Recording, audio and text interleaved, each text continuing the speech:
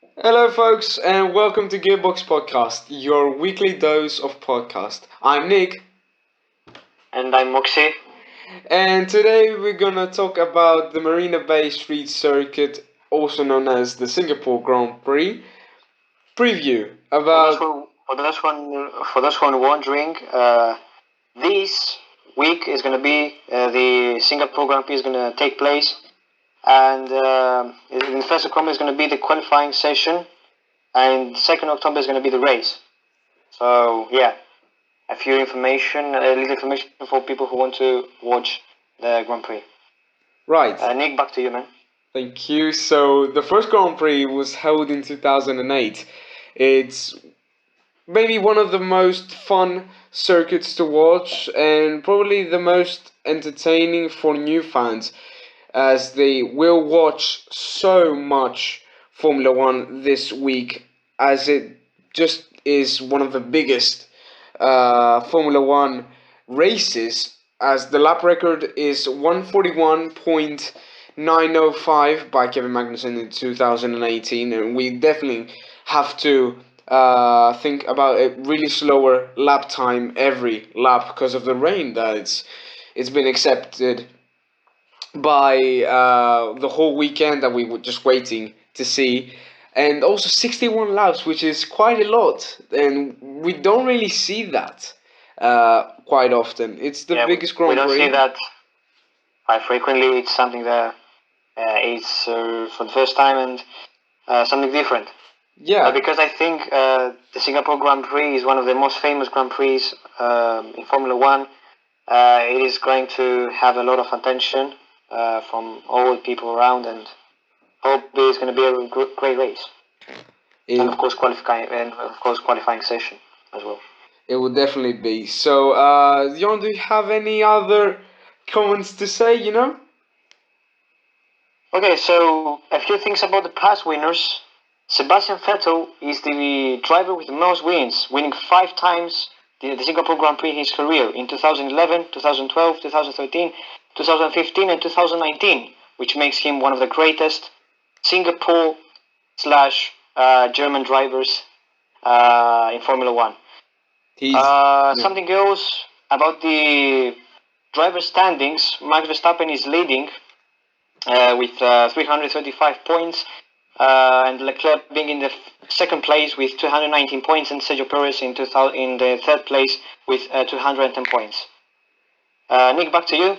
Yeah, it's quite an interesting championship this year.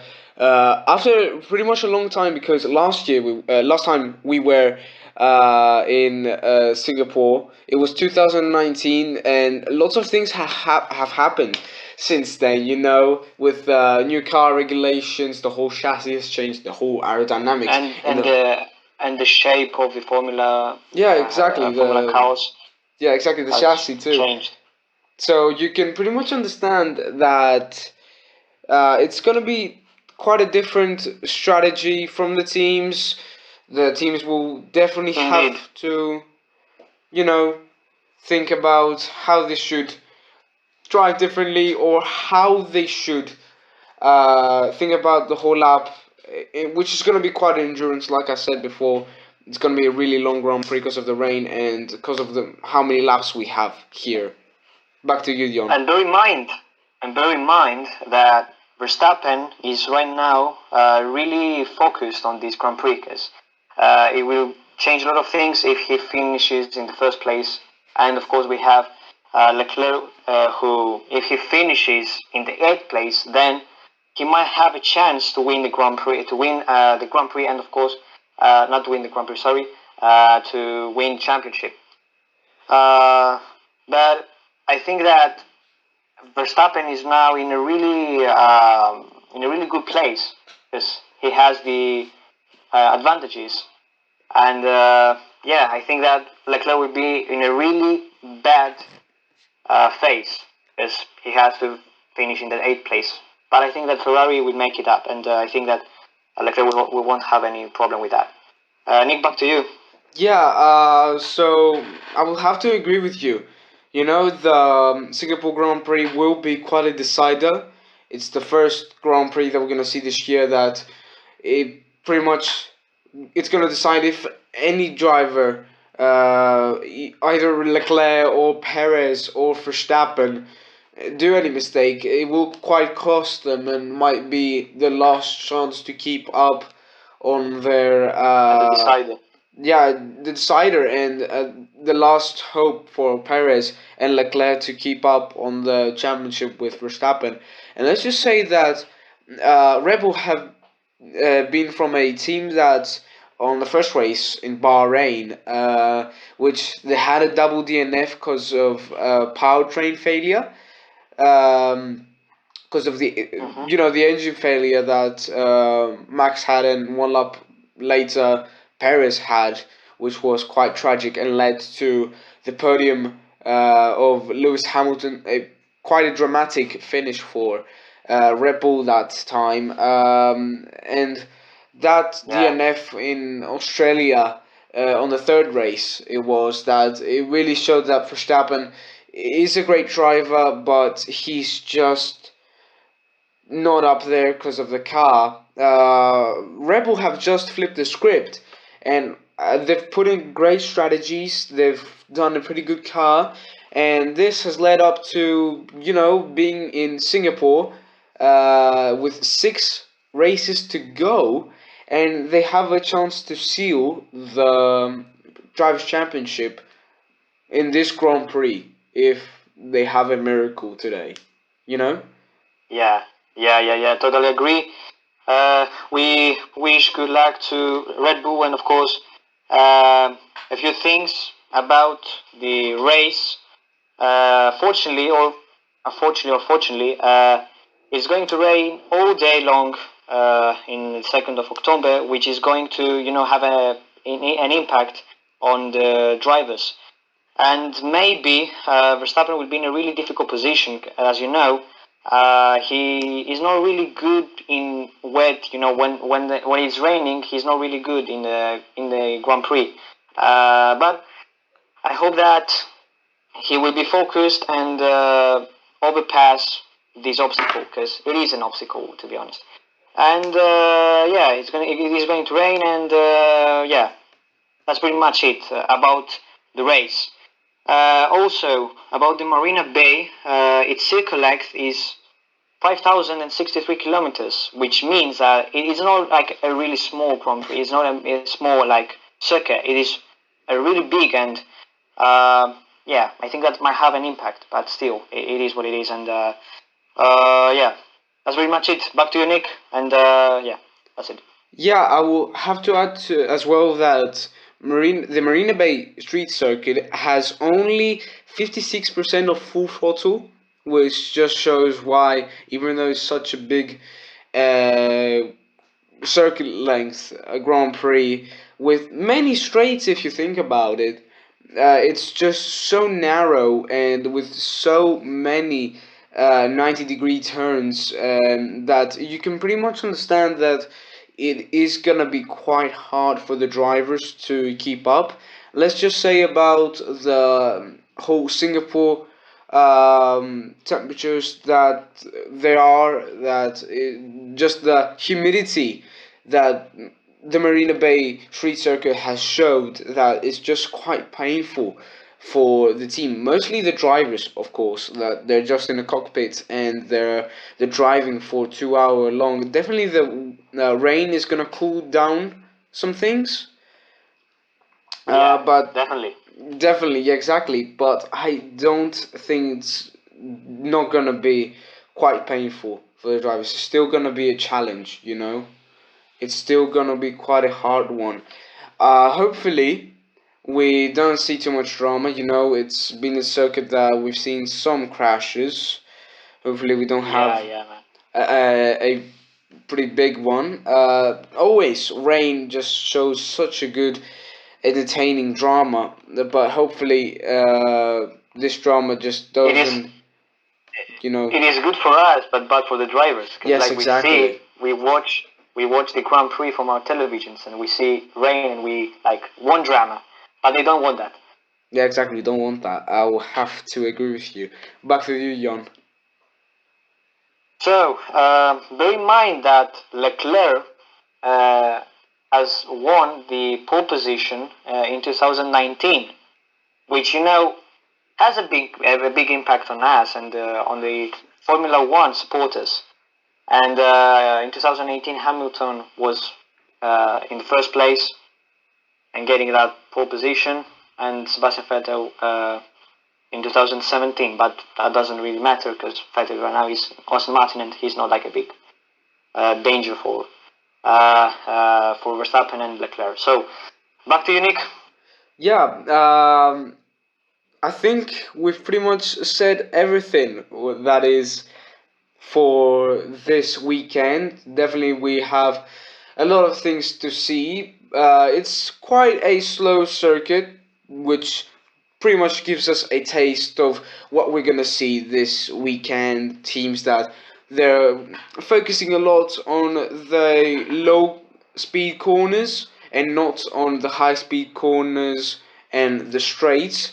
Like McLaren and Alpine are up there. They just are able to stick to what they can. Alpine have just shown such a good strategy and a good setup as well, and they're just pretty much good at everything: straights, high speed corners, low speed corners too.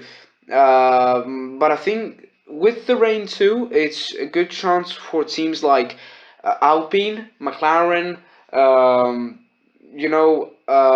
What else? Haas.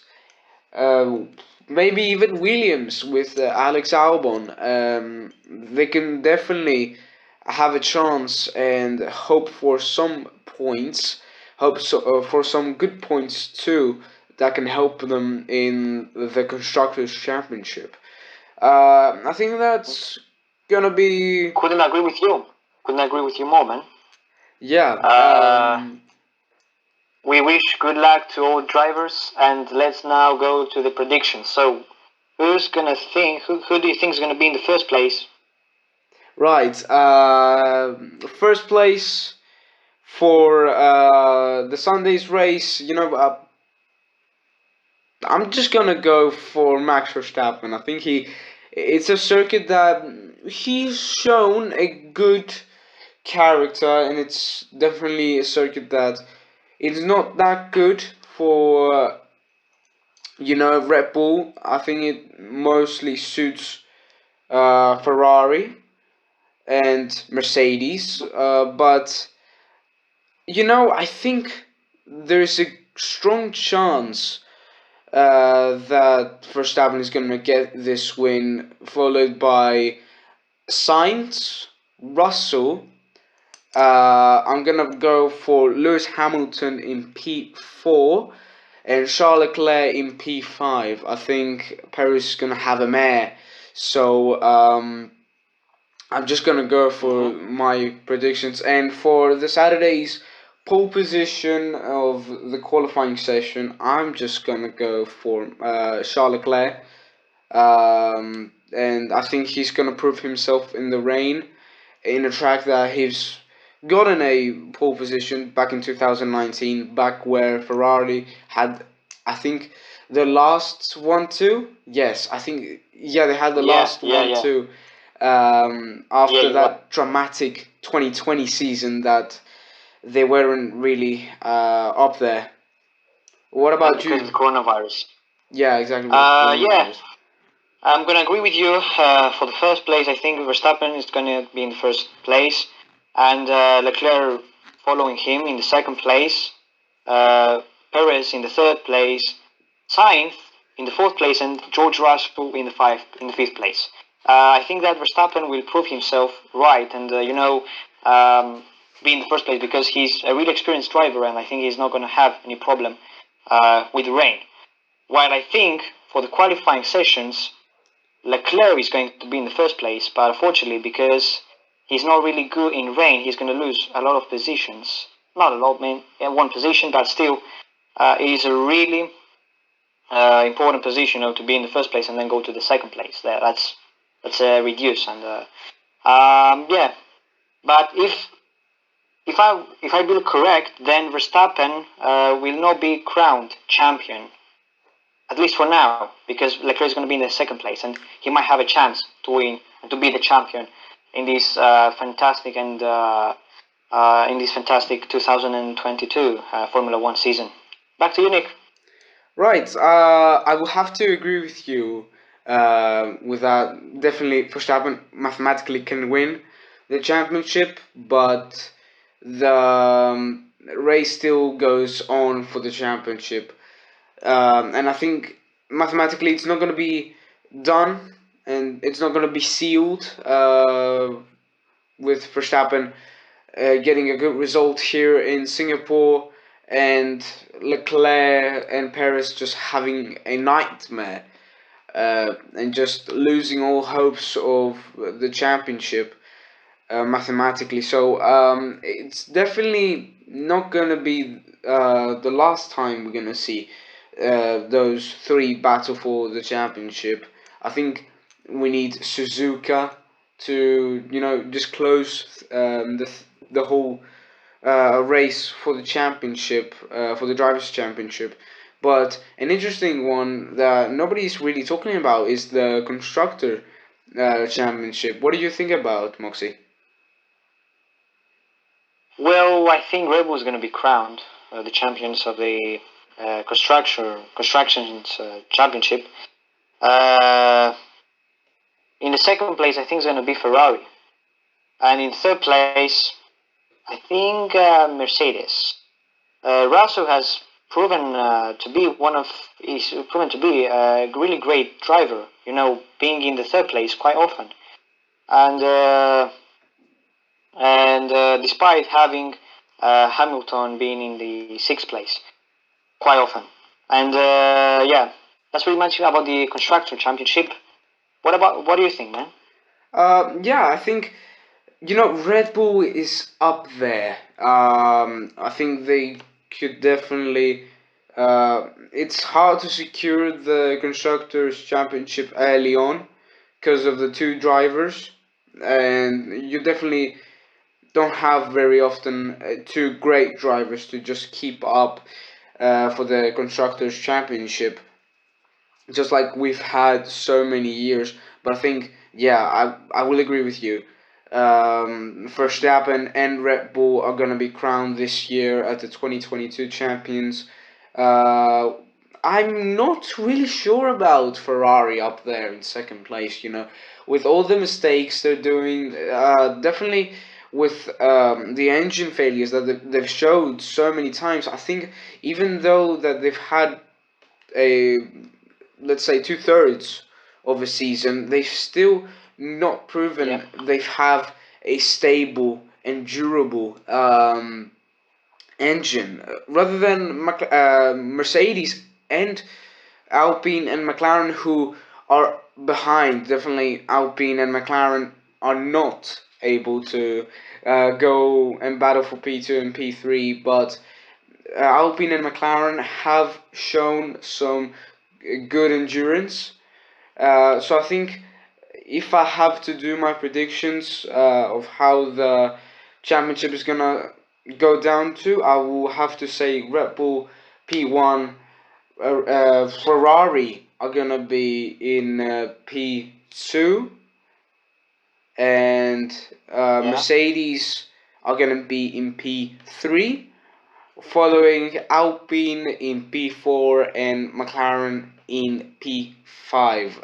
Even though I've thought again about the chances of Ferrari not being in P2 in the constructors, but the gap is not that small, and they have two good drivers. I think if you see the pros, there is a good and strong chance they are gonna win the constructors championship, Red Bull, and following Ferrari.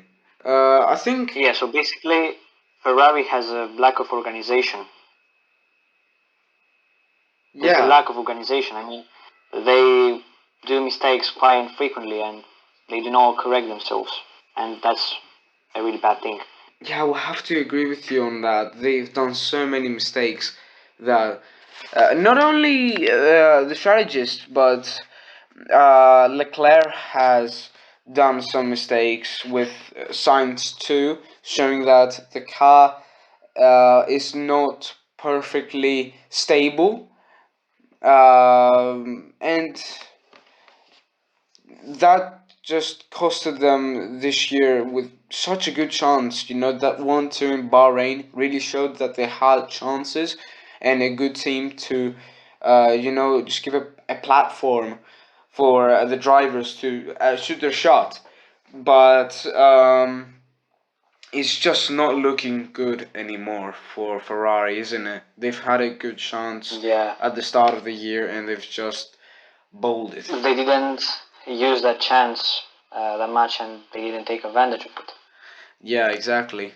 So I'm full here. I don't have Yeah, anything else to say. I don't know about you, Moxie. me neither, me neither. Okay, guys. So, So yeah, this has been Nick. and this has been Moxie. It's great to have you here for our first ever podcast, and we'll see you for the Yeah, next one. I'm really glad to be here, and I hope we're gonna see a really great race, entertaining race, and I wish good luck to all the drivers. And yeah, I hope to see you again, Nick. All right, Moxie. See you guys.